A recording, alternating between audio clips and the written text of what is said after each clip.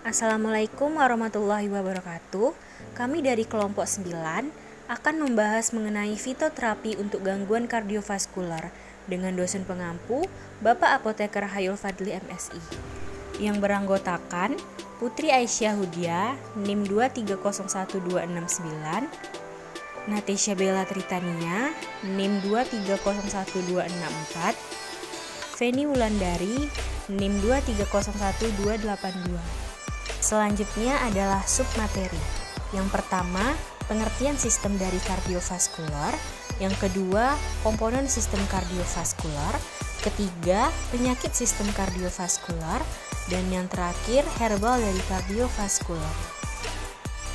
Baiklah, untuk tidak memperpanjang, langsung saja kita masuk ke materi mengenai fitoterapi penyakit kardiovaskular. Penyakit kardiovaskular atau yang biasa disebut dengan penyakit jantung umumnya itu mengacu pada kondisi yang melibatkan penyempitan atau pemblokiran pembuluh darah yang bisa menyebabkan serangan jantung, nyeri dada atau angina, atau stroke. Lalu yaitu ada komponen sistem kardiovaskular. Sistem kardiovaskular ini terdiri dari jantung, pembuluh darah, dan darah yang mana saling berkaitan satu sama lain. Fungsi utama sistem ini yaitu untuk mengangkut nutrisi dan darah yang mengandung banyak oksigen menuju ke seluruh tubuh, serta membawa darah terdeoksigenasi kembali ke paru-paru. Selanjutnya, penyakit pada sistem kardiovaskular. Nah, salah satunya itu ada serangan jantung. Serangan jantung ini disebabkan oleh penyumbatan pembuluh darah arteri.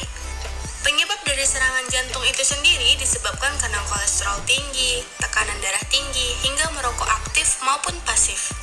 Selain itu juga ada penyakit stroke. Nah, stroke ini kondisi di mana suplai darah ke bagian otak terputus. Kurangnya pasokan darah ini yang memicu kematian sel-sel otak. Yang menjadi faktor risiko stroke itu dikarenakan kolesterol tinggi, diabetes, gangguan jantung, dan histori keluarga.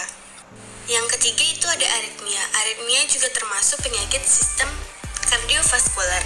Nah, aritmia merupakan gangguan pada detak jantung yang menjadi tidak normal. Yang menjadi faktor risiko timbulnya aritmia itu dikarenakan masalah jantung, tekanan darah tinggi, kolesterol tinggi, dan sleep apnea. Selanjutnya, pada penyakit pada sistem kardiovaskular yaitu ada gagal jantung. Gagal jantung yang menyebabkan terjadinya adalah jantung yang tidak mampu untuk memompa cukup darah yang dibutuhkan oleh tubuh. Adapun beberapa faktor risikonya sama halnya dengan serangan jantung, stroke, dan aritmia tadi. Misalnya kolesterol tinggi, jantung koroner, diabetes, dan sleep apnea. Selanjutnya, fitoterapi kardiovaskular. Fitoterapi berasal dari kata fito dan terapi. Fito artinya tumbuhan, terapi artinya pengobatan. Jadi fitoterapi ini adalah pengobatan dengan menggunakan bahan-bahan yang berasal dari tumbuhan. Fitoterapi kardiovaskular artinya adalah pengobatan dan pencegahan penyakit menggunakan tanaman, bagian tanaman, dan sediaan yang terbuat dari tanaman yang berfungsi sebagai fitoterapi penyakit kardiovaskular ini. Berikut herbal penyakit kardiovaskular. Yang pertama ada daun salam dengan nama latin Syzygium polyanthum. Daun salam mengandung flavonoid serta minyak atsiri 0,05% sebagai antihipertensi, antikolesterol, dan antihiperglikemia. Dosis yang dianjurkan adalah 20-100 mg per kilogram berat badan. Kemudian ada seledri dengan nama latin Apigra violentis herba. Seledri dapat menurunkan tekanan darah pada penderita hipertensi tanpa mempengaruhi kadar elektrolit plasma, kadar lipid plasma, maupun kadar gula darah. Daun seledri mengandung senyawa utama flavonoid, tanin, saponin, alkaloid, serta minyak atsiri dan apigenin. Dosis dari seledri ini tidak boleh lebih dari 200 gram. Yang ketiga ada bawang putih dengan nama latin Allium sativum. Bawang putih mengandung kandungan utama yang berperan sebagai antihipertensi, yaitu senyawa alisin dan alil metil sulfida dengan dosis yaitu 2,4-3 gram sehari. Berikut merupakan suplemen herbal untuk kardiovaskular. Kandungan dari suplemen ini berupa vitamin, yang dibutuhkan oleh jantung agar tetap sehat. Seperti adanya yang pertama, vitamin B.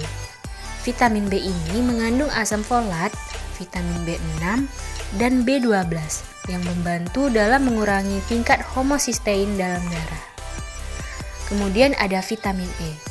Vitamin E banyak ditemukan dalam bayam, kacang-kacangan, biji-bijian, jagung, dan masih banyak lagi yang lainnya.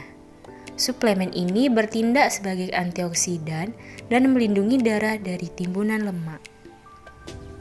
Selanjutnya ada kalsium atau vitamin D dan magnesium. Kalsium dan magnesium ini membantu dalam menjaga kesehatan jantung dan mengatur detak jantung agar tetap stabil. Selanjutnya ada asam lemak omega 3. Salmon, makarel, sarden, dan tuna memiliki banyak kandungan asam lemak omega 3. Dapat mengurangi penumpukan kolesterol dan lemak dalam tubuh. Berikut ramuan herbal untuk penyakit kardiovaskular. Yang pertama, herbal seledri 15 gram, herbal pegagan 9 gram, herbal meniran 9 gram, daun kumis kucing 9 gram, rimpang temulawak 9 gram, dan rimpang kunyit 9 gram. Untuk cara pembuatan ramuan jamu ini sangatlah mudah. Yang pertama, didihkan 6 gelas air, kemudian masukkan semua bahan yang sebelumnya telah dicuci bersih. Tunggu selama kurang lebih 15 menit atau sampai air tersisa 3 gelas. Dengan nyala api kecil dengan sesekali diaduk. Diamkan hingga hangat atau dingin, kemudian disaring.